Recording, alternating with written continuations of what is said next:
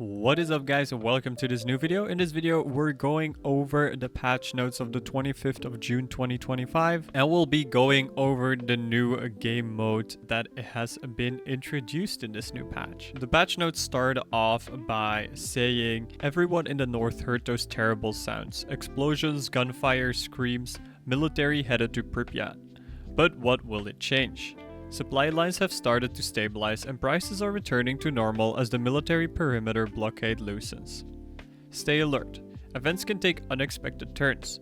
Fortunately, we continue to intercept their radio chatter that keeps us updated.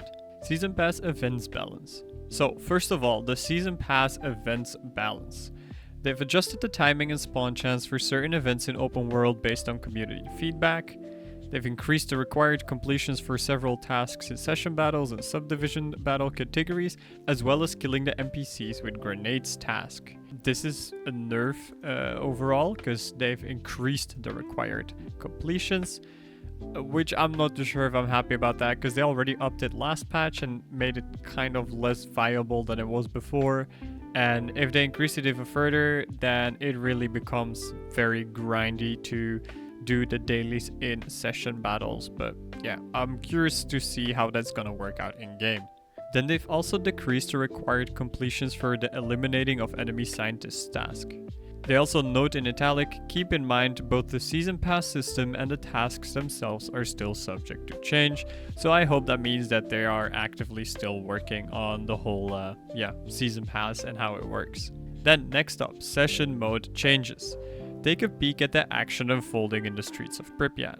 They've replaced the Streets of Pripyat map with a time-limited Assault on the Streets of Pripyat game mode, where one team plays as SSPP soldiers and the other one plays as Murmur troopers.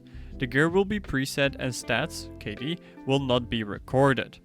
Daily tasks completion is available on this map, so this is probably kind of similar like the Assault on the Reichstag event that you have, that we had I think about a month ago by now. So honestly, that's pretty cool. I do actually like these types of game modes, like it's a team deathmatch with preset gear. Yeah, I think this could definitely be fun. And this is kind of an interesting way. They've been really hyping up, over the past week, 2 weeks, hyping up this whole military operation also in game and with visuals. Like they're posting almost every day. So, it felt like they were building to something really big.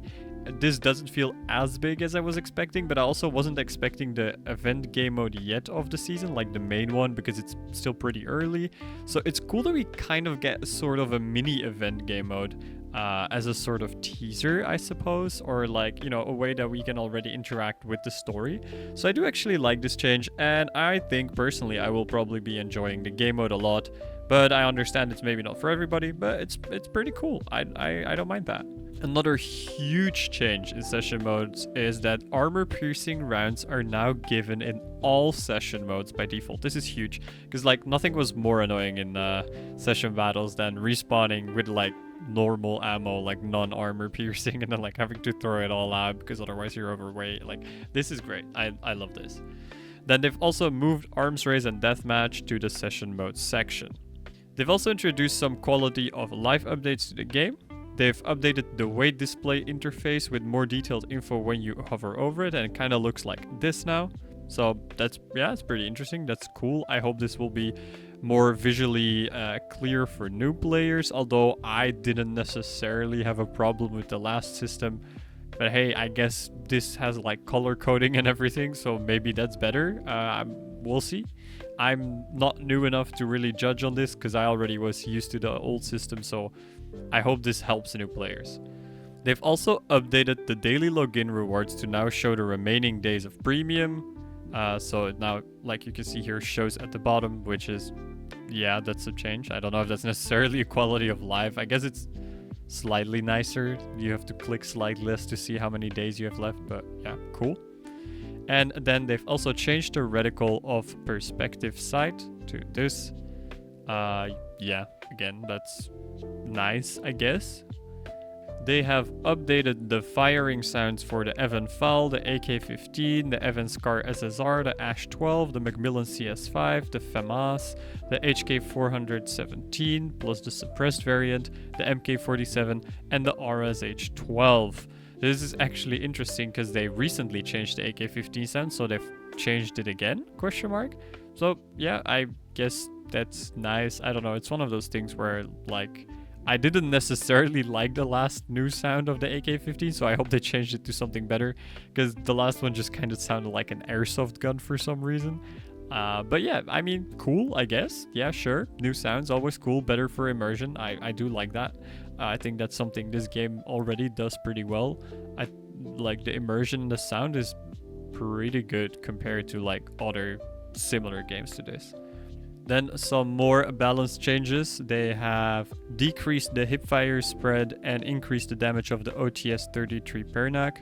They have increased the minimum damage of the Sig Sauer P320. They have increased the minimum damage of the 6P62 Little Boy and also improved its mag capacity to 50, decreased its weight, decreased its vertical recoil, and decreased its horizontal recoil. So that's an overall buff. That's pretty cool. Then the TDI Kriss Vector has now had its recoil increased and changed. It used to have recoil, but it would go down if you shoot instead of up.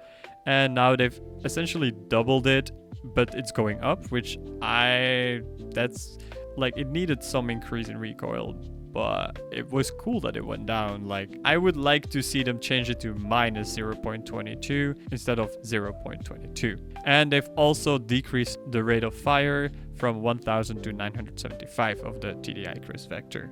Then the whole PSA line, the HK line, the Evenfall, the Scar, and a bunch of other guns, and all the Arsenal versions of them, they have increased their movement speed to -3 instead of -4, and they have decreased their aiming time from 0.25 to 0.2, so a small buff. That's pretty cool. And then for the DSA-58 and the Arsenal DSA-58, they have decreased its hipfire spread to 2.7 instead of 3. And then for the NC Star VISM optical sight, they have removed aim speed and draw speed penalties and added a 10% stabilization, which is honestly, that's actually pretty cool, because it was a red master tier sight that felt kind of bad for being a master tier sight, so I like that they changed this. Anyway, that is it for this patch notes. I personally was expecting something slightly bigger, but then to be fair, it is still pretty early in the season, so I was already skeptical that it was gonna be the full event, but we get some sort of like small